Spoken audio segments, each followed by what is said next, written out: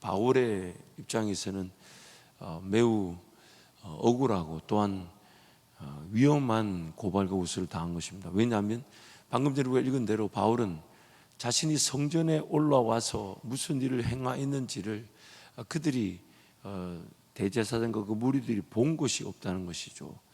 왜냐하면 성전에 우리가 이미 말씀을 살펴본 대로 결례를 행하기 위해 성전에 들어가서 정결 예식을 드리고 나오는 길에 아시아에서 온 유대인들이 사도 바울의 그런 행적의 소문을 듣고 사도 바울을 이렇게 고발 고소한 것이기 때문에 사실 예루살렘에 와서 그 지금 고발하겠다는 그 대제사장과 변호사 더들로는 무엇을 보았거나 물증을 가지고 있는 것이 없습니다. 그래서 사도 바울이 떳떳하게 이렇게 요구하는 거죠. 만약 예루살렘에서 내가 행한 그 범죄 기록이나 사실이 있다면 그것을 한번 내놔 봐라. 내가 그들에게 무엇을 말했느냐, 아니 무슨 행동을 했느냐. 그것이 이 사도 바울의 지금 변론 장면입니다. 그래서 지금 사도 바울은 지금 이 변론 장면을 통해서 두 가지의 대상을 놓고 변화하고 있습니다. 첫 번째 대상은 다름 아닌 유대인들에게 너희들이 지금 나를 고발하고 고소하지만 과연 너희들의 고발 고소가 정당하냐, 합당하냐. 두 번째는 지금 그 총독 벨릭스라는 로마 법정에서 로마 법에 대한 또 변호를 하고 호소를 하고 있습니다. 그래서 사도 바울은 지금 그 두 부류의 대상 앞에서 이 복음의 진리의 그 진정성, 즉 그 가치를 변호하고 있는 셈이죠. 그래서 존 스토트 목사님의 책에 보면 이런 얘기 나와요. 바울은 예수님이 그랬던 것과 마찬가지로 이러한 영역에서 죄가 없었다. 그는 하나님이 로마나 예루살렘에게 주신 지위에는 아무런 불만이 없었다. 그와 반대로 그가 로마의 그리스도인들에게 썼듯이 그는 로마에게 주어진 권위는 하나님께로부터 온 것이며 이스라엘에게 주어진 특권들 역시 하나님께로부터 온 것임을 인정했다. 복음은 유대의 것이건 로마의 것이건 법을 침해하는 것이 아니라 도리어 그것을 굳게 세우는 것이다. 그래서 로마서 후반부에 가보면 권세는, 모든 권세는 하나님께로부터 온 것이라는 것을 분명히 기록했었죠. 그래서 이 예루살렘에 오기 전에 고린도에서 이미 로마 교인들에게 서신서를 쓸 때에 비록 그 로마의 식민지 안에 있다 할지라도 그 권세도 하나님께로부터 온 것임을 이 사도 바울은 분명히 하고 있었습니다. 그래서 지금 사도 바울은 유대인들에게는 유대인들의 입장에서의 그런 복음을 변호하고 있으며 로마인들에게는 로마인들의 입장에서 그 복음을 변호하고 있는 것입니다. 그 변호하는 내용을 통해서 철저하게 그 가운데서 어떤 우리가 믿는 신앙이 세상의 것과 다르기 때문에 세상이 이해하지 못할 것이라는 것으로 세상을 등지고 있는 것도 아니며 또한 유대인들이 자신을 공격하고 있으나 그 유대인들에게도 너희들이 믿는 바와 내가 믿는 바가 다른 것이 아니다. 너희들이 그것을 깨닫지 못해서 그런 것이라는 그 분명한 그 견지를, 이 입장을 견지하고 있는 것입니다. 그래서 좀 더 이어서 내용을 소개하면 분명 로마인들은 하나님께서 그들에게 주신 권위를 오용했을지도 모르고 유대인들은 그들의 율법을 구원의 수단이라고 잘못 전했을지도 모른다.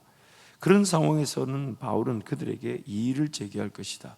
그러나 그것은 지금 쟁점이 되고 있는 것은 아니었다. 바울이 재판을 받는 동안 그가 주장한 것은 복음이 원칙적으로 가이사의 통치를 지지하며 이스라엘의 소망을 성취한다는 것이었다. 재판관들 앞에서 행한 그의 변론은 자신을 로마에 충성된 시민이며 이스라엘에 충성된 자손으로 제시하기 위한 것이었다.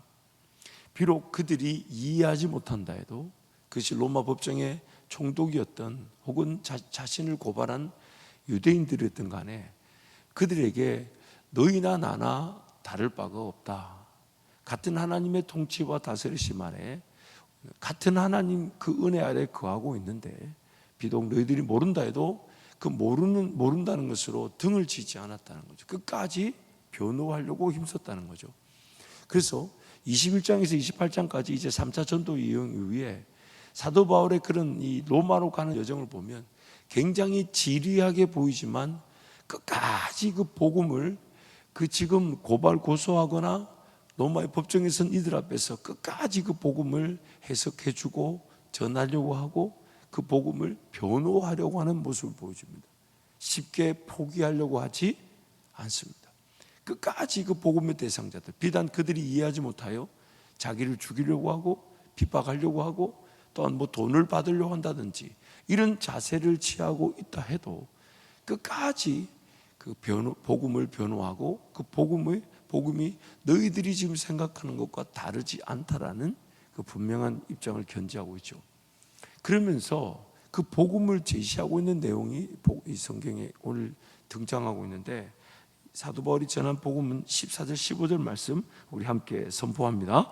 그러나 이것을 당신께 고백하리이다. 나는 그들이 이단이라 하는 도를 따라 조상의 하나님을 섬기고 율법과 선지자들이 글에 기록된 것을 다 믿으며 그들이 기다리는 바 하나님께 향한 소망을 나도 가졌으니 곧 의인과 악인의 부활이 있으리라 함이니라. 곧 의인과 악인의 부활이 있을 것이다.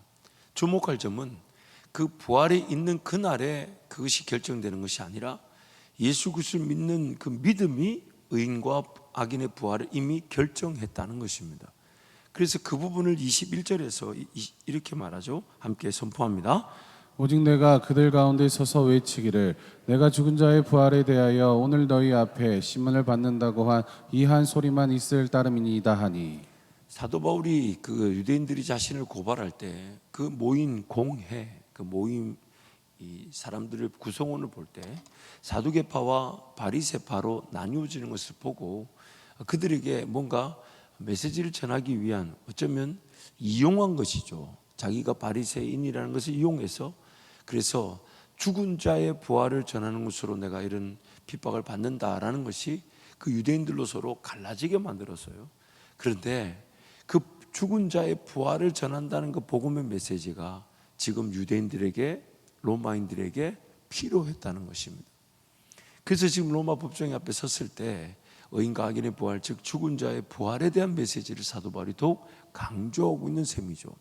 결국 지금 이 사도 바울이 이제 로마로 가는 여정 속에 등장 인물이 지금 오늘 본문에도 세 부류가 나오게 됩니다. 첫 번째가 지금 신문을 하겠다고 서 있으나 그 로마 법정의 총독이었던 벨릭스와, 그리고 그래서 이후에 이제 25장, 26장을 쭉 가면 그 로마의 그 이 통치자들 앞에 계속해서 복음을 전하는 사도 바울의 모습이 등장하죠. 두 번째 부류는 지금 그들이 하나님을 섬긴다 하나 예수 그리스도의 진정한 복음, 즉 메시아인 예수 그리스도를 이해하지 못하는 그들이 유대인들에게 복음을 전하고 있으며, 또한 본인 자기 자신에게도 그 복음을 변호하고 있는 것을 보여주게 됩니다. 그래서 첫 번째 부류인 이 바울은 로마인들, 즉 법정에 서 있는 세상을 그들이 다스린다고 하는 로마 법정의 로마인에게 이 복음을 전하고 있습니다. 그래서 박연선 목사님의 다시 보는 사도행전을 보면 사도행전 21장 이후에 바울이 로마로 압송되는 과정에 나오는 등장인물 셋을 봅니다. 바울과 그를 대적하는 유대인들, 그리고 권력을 행사하는 로마입니다. 로마는 이 문제 부활에 관심이 없습니다. 그들은 이미 권력을 얻은 자들이고 누리는 자들이기 때문입니다. 그들에게는 현 세상이 전부입니다. 죽음 다음의 이야기에는 관심이 없습니다. 그래서 오늘 본문 24장 후반부에 가보면 벨릭스가 그리스도에 대한 도를 더 듣기를 원했다라고 하면서 또 한편으로는 바울에게 뭔가 읽어오셨죠? 돈을 좀 받을까 싶어서 바울을 부른다 하지 않습니까? 이 역사가들의 얘기에 쭉 보면 재밌는 장면이 나와요. 이 총독 벨릭스가 헤롯 아그리파 2세의 딸과 이제 결혼을 했는데 그 딸이 당시 다른 지방의 그 권세가에게 이제 결혼을 했다가 이 벨릭스가 이 아그리파 2세의 딸, 지금 자기 아내 삼은 이 사람을 너무 좋아하게 된 거예요. 지금 다른 사람의 부인인데, 그래서 그 마술사들의 도움을 받아가지고 그 여인의 마음을 바꿔놔가지고 그래서 그 결혼을 깨게 만들고 자기 아내로 삼았다, 그렇게 기록이 있다고 합니다.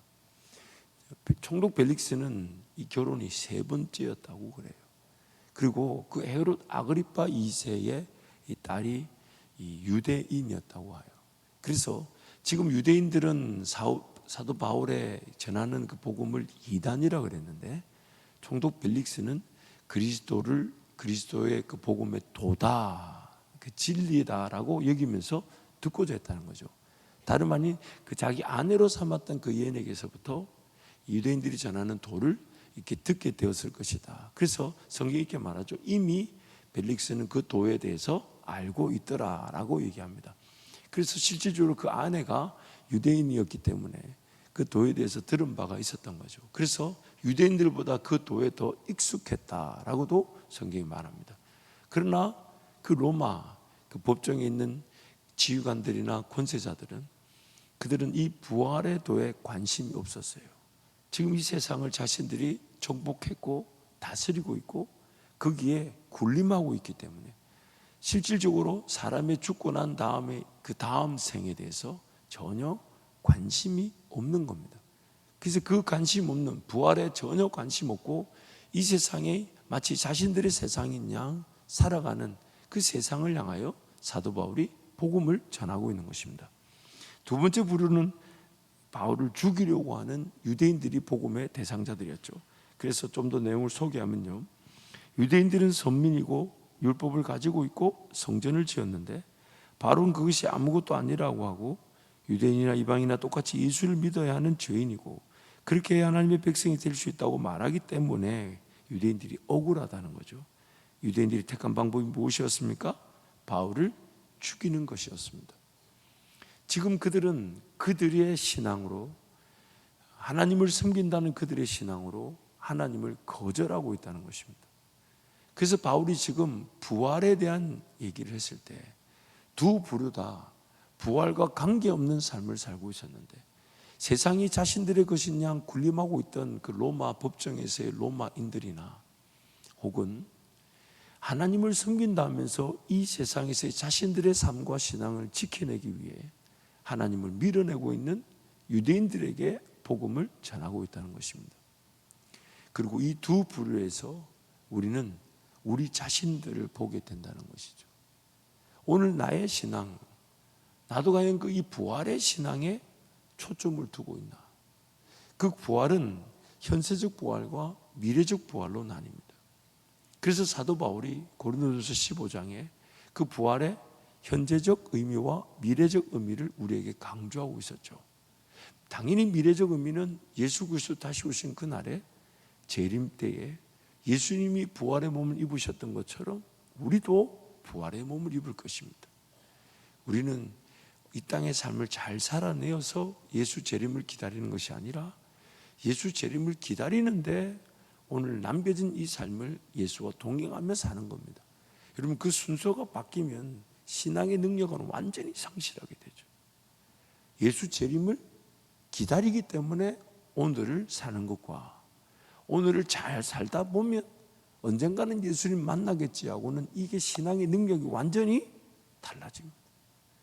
오늘이라도 예수님 오시기를 바라는데 눈을 떠보니 삶이 남겨져 있다면 오늘 밤에라도 예수님 만날 것처럼 오늘을 사는 거죠. 예수 복음 전하려고 하고 더 주님을 사모하려고 하고. 왜? 삶의 의미가 어디에 있겠습니까? 어디에 있겠습니까? 예수님이 오늘이라도 임하는 것이죠. 아니 왜 이렇게 아멘이 안 나? 내일 오셔야 됩니까? 지금 오면 안 되나요? 아멘. 아멘. 우리의 신앙의 능력이 무엇입니까? 예수 그리스도의 재림이 오늘이기를 바라는 거예요.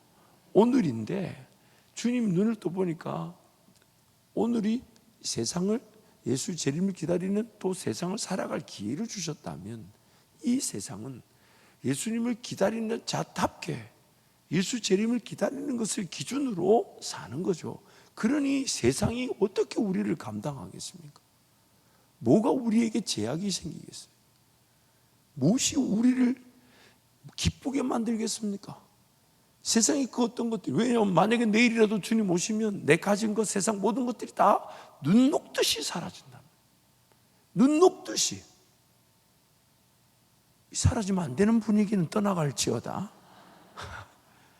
그러니 오늘 우리의 초점이 예수 재림에 맞춰져 있죠. 재림에 맞춰져 있는데 오늘을 살아가게 하시니 예수님을 기다리는 자로 오늘을 사는 것이죠. 아무리 오늘을 잘 살아보십시오. 어떤 능력으로 산다 해도 예수 재림에 대한 믿음이 오늘 내 잘 사는 것으로 생기지 않는다는 걸 우리 삶에서 충분히 경험했습니다. 충분히 경험했어요. 뭔가 가져지고 뭔가 이루어지고 뭔가 확보가 되면 신앙이 더 좋을 줄 알았지만 그게 아니었어요. 그게 아니었어요. 그게 나를 평생 헛된 신앙에 속게 만들었어요. 그러다 보니까 평생 신앙이 뭘 해결하려고 하고 뭘 얻으려고 하고 뭘 이루려고 하고 뭘 성취하려고 하고 뭘 보장을 받으려고 하고 뭘 가지려고 하고 심지어 거기에 편리, 편안을 추구하고 그게 우리 신앙의 가장 안타까움이었어요. 순서가 바뀌었어요. 아무리 열심히 잘 살아본들 재림의 신앙이라는 그 부활의 능력이 사모되어지거나 누려지지 않더라는 거예요. 이미 이루어진 사실, 이미 이루어진 사실, 진리, 예수 그리스도는 이미 죽으셨고 부활하셨고 승천하셨고 저와 여러분은 그 예수와 함께 왕도로 타고 있습니다. 뭐가 내가 잘 산다고 예수 잘 믿는 게 아니라 내가 삶이 어떤든지 간에 이미 우리도 하나님 보좌 그 예수와 함께 연합된 자로 이 땅을 삽니다. 이 땅을 삽니다. 그래서 오늘 우리의 신앙의 초점이 분명해야 됩니다. 이 땅을 잘 살아내는 것으로 재림의 신앙과 부활의 신앙이 좋아지는 게 아닙니다. 예수께서 이미 이루어놓으신 진리의 말씀이 나에게 그대로 믿어지게 될 때, 믿음이 주어지게 될 때 재림의 신앙이 확고해지게 되며 그 재림의 신앙이 확고해지게 될 때 오늘이란 삶이 이 세상 살이에 갇히지 않게 됩니다. 더 좋은 게, 더 많은 능력이, 더 좋은 권세가 있어야만이 재림의 신앙이 믿어지는 게 아닙니다. 재림의 신앙은 이미 우리에게 주어진 겁니다. 이미 주어진 것입니다. 약속된 것입니다. 이게 그날에 가봐야 하는 게 아니라 예수 믿는 지금 나에게 부활과 재림의 신앙은 이미 주어진 것입니다. 주어진 것이에요. 그것이 하나님의 말씀을 듣고 믿음이 아니면 안 믿어지는 거죠. 그래서 그 말씀을 듣고 믿지 못해서 이 세상의 삶을 잘 살아내는 것으로 그 부활과 재림의 신앙이 확보될 것인 양 착각하지 말라는 것입니다. 아무리 이 세상의 삶을 잘 살아본들 재림의 신앙을 가지지 않고 이 세상의 삶을 살아낸 것은 아무것도 얻을 수가 없다는 것을 깨닫는 것밖에 되지 않습니다. 실제로 아무것도 얻어지지 않았습니다. 그러기에 오늘 우리의 삶의 초점을 어디다 둬야 되냐면 오늘을 부활의 신앙으로 사는 겁니다.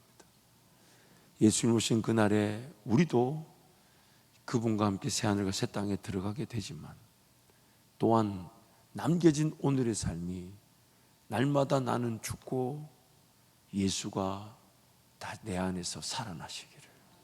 그래서 사도 바울이 고린도전서 15장에 나는 날마다 죽는다고.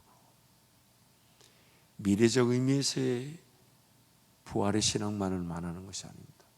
오늘 예수와 함께 죽고 부활할 수 있는 것이 그것이 바로 언제든지 예수님 오시게 되면 그 재림의 신앙으로 주님과 동행하게 되는 것이죠. 그렇기에 유대인들의 신앙의 잘못도 흡사한 것입니다. 내가 할 수 있고 내가 하고 싶은 신앙이 하나님이 원하시는 기준의 신앙이 아닐 수 있다는 것. 자신들이 믿고 있다고 했던 그 신앙의 방식과 방법이 그리고 그 신앙의 기준이 하나님의 기준과 완전히 달랐다는 겁니다. 그 유대인들의 그 위험과 위기가 우리에게도 있다는 것이죠. 오늘 우리의 신앙을 한번 들여다봐야 되죠. 나는 무엇에 만족하고 있나? 혹시 만족되어야 될 부분에 대한 갈급함이나 목마름이나 배고픔을 느끼지 못하고 있는 건 아닌가? 그러니까 뭔가 만족되어야 될 그 감각까지도 잃어버려가지고 그냥 만족도 없이 그냥 살아야 되니까 살아가고 있는 건 아닌가? 여러분, 무엇에 우리는 갈급해야 될까요? 무엇에 갈증을 느껴야 됩니까? 아니, 갈증이 느껴지십니까? 무엇에 배고프십니까? 무엇에 목이 마르십니까? 우리 육신이 배고픔과 목마름을 느끼고 있을 때마다 잊지 말아야 될 것이 우리의 영혼도 목마르고 배고픕니다. 주님이 그렇게 말씀하셨잖아요. 떡으로만 사는 것이 아니라고.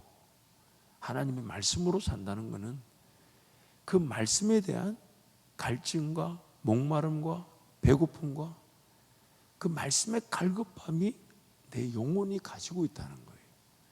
근데 우리가 잘 아는 대로 육적인 것과 영적인 것이 똑같은 구조를 갖고 있죠. 육적인 것도 마찬가지예요. 여러분, 뭔가 어딘가에 병이 들면 배가 고파야 되는데 배가 안 고프면 문제입니다.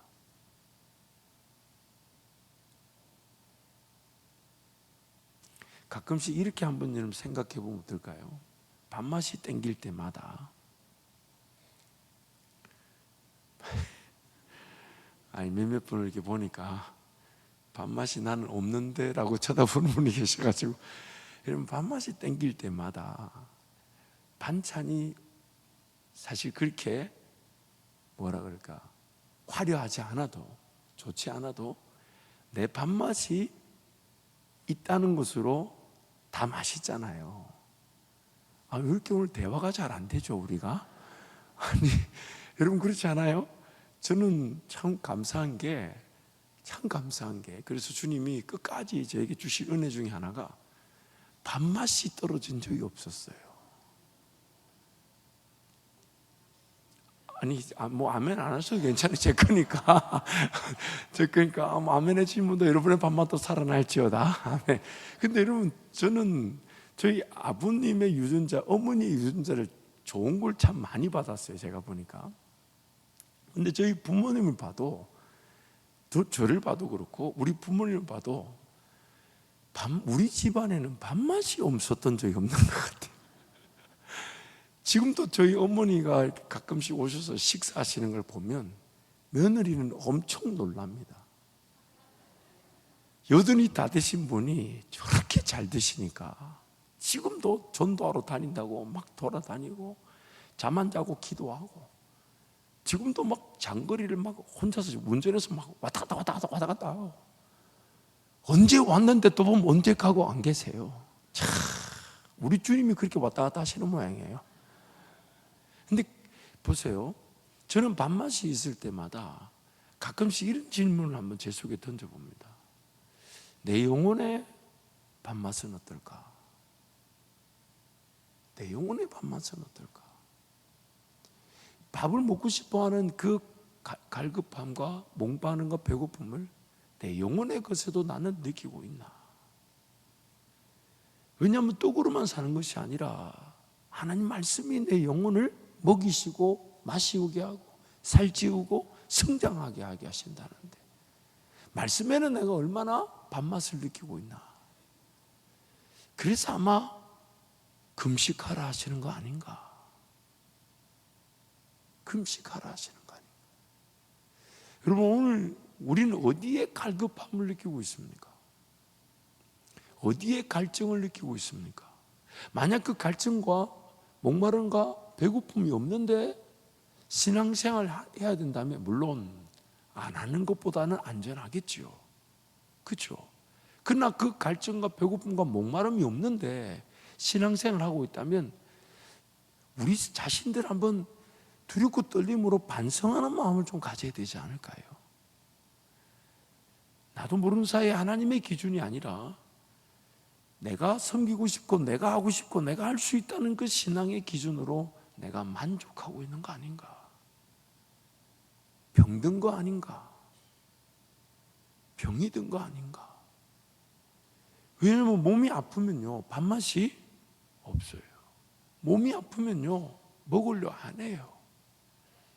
몸이 아프면 그렇게 막 먹고 마시고 이런 것에 관심이 없어요. 근데 내 영혼이 아프면요, 내 영혼이 병들었으면요, 그래서 그 목마름과 배고픔의 감각이 죽어 있는 거 아닐까요? 그게 오늘 이 유대인들의 모습인 거죠. 그러다 보니까 자신들의 기득권만을 지키려고 합니다. 물론 우리가 그런 기득권도 없거니와 우리 교회가 그렇게 우리 성도들이 기득권을 지키려 하지 않아요. 그러나 저는 유대인의 모습을 보면서 오늘 나의 신앙을 점검해 본다면 나는 과연 이렇게 생사를 건 증인의 삶을 살아내기보다는 그저 지금 내 신앙 정도를 안주하고 또한 이 신앙을 유지하는 것으로 내가 뭔가 한 것으로 착각하여 잘못된 만족에 빠져 있지는 않은가? 아니면 만족 자체를 모른 채 그냥 뭐 이렇게 사는 거지 하며 사는 건 아닌가? 이게 여러분 오늘 우리에게 엄청난 도전이지 않을까요? 엄청난 도전이지 않을까요? 그래서 사도 바울의 그 복음의 본인에게 본인이 메시지를 전하는 그 모습을 보면서 우리 자신들을 한번 살펴보는 거죠. 하나님께서 은혜를 주셔서 사도 바울과 같은 그 길, 그러나 감사한 것은 모든 제자들과 사도 바울 역시 그들도 자질이나 자격이 되지 않았으나 성장의 과정이 있었다는 거죠. 성령 충만을 누구에게나 주신다고 하셨으니까. 그래서 내 삶의 목표와 방향을 어디다 둬야 되냐? 성령 하나님께 두게 될 때 성령께서 반드시 나의 영적인 배고픔을 느끼게 만들어 주시고 영적인 목마름을 느끼게 만들어 주셔서 그것을 채워 주시고 또한 그것이 나를 채울 뿐만 아니라 내 안에서 흘러 넘쳐 가지고 예수 증인의 삶을 살아가게 하신다는 것입니다. 그러기에 날마다 깨어 있는 거죠. 깨어 있고자 함이 목적이 되는 거죠. 더 듣고자 하고 더 기다리려고 하고 더 사모하고 더 의지하고 더 성령 하나님만을 기대할 때 오늘 그냥 사라지는 삶으로 만족되는 게 아니라 어쩌면 만족 자체를 기대하지 않고 그냥 살아가는 것이 아니라 배고픔을 느끼고 목마름을 느끼고 갈증을 느끼고 하나님 나라 그 영광, 꿈, 비전 이런 것에 대한 사모함을 느끼고 그것을 생각만 해도 가슴이 막 뛰고 그것을 생각만 해도 최근에도 어떤 성도를 만나서 신방을 하면서 교제를 하는데 그의 상황과 환경은 하나님 은혜가 참 많았는데 근데 그분이 이래요. 만약에 하나님께서 이런 일을 꿈꾸게 하신 것이 하나님이시기에 지금 목사님 이 일이 이루어지게 된다면요 제가 그 수익의 절반을 하나님께 드리겠습니다. 그러나 그 일이 이루어지지 않는다 해도 그 절반을 드리겠다는 마음을 주신 것만 해도 너무 감사하고 좋습니다. 저도 그 얘기를 듣는데 너무 감사한 거예요. 그 일이 이루어지고 안 이루어지기를 떠나서 그 일이 이루어졌을 때 그 일이 하나님 나라의 기회가 되기를 바라는 마음으로 그래서 목사님 그 수익이 어디로 흘러가야 될지를 저를 위해서 목사님도 기도해 주십시오. 그래서 구체적으로 어떻게 쓰여지면 좋겠다라는 그 계획이 쓸 수 있도록 그 얘기를 제가 제 아내가 같이 들으면서 이루어지지 않아도 저 방향에서의 사모함 그 꿈이 이루어지지 않아도 그것이 이루어졌을 때 어떻게 하나님께서 그것을 써주실 것에 대한 기대감은 그게 그 자체가 행복인 거죠. 그 자체가 즐거움인 거예요. 그렇게 결단할 수 있다는 것이 놀라운 일이죠. 같이 가슴이 뛰는 거죠. 그런데 우리가 아는 대로 하나님께서 그런 꿈들과 비전이 결코 식어지지 않게 하시죠. 그 일이 이루어지게 하시든 아니면 그렇게 사모했던 발걸음이 하나님 원하시는 꿈과 비전에 걸어가는 여정이 되고 과정이 되게 하시지 않았냐 이 말이에요. 하나도 헛되게 하지 않으셨잖아요.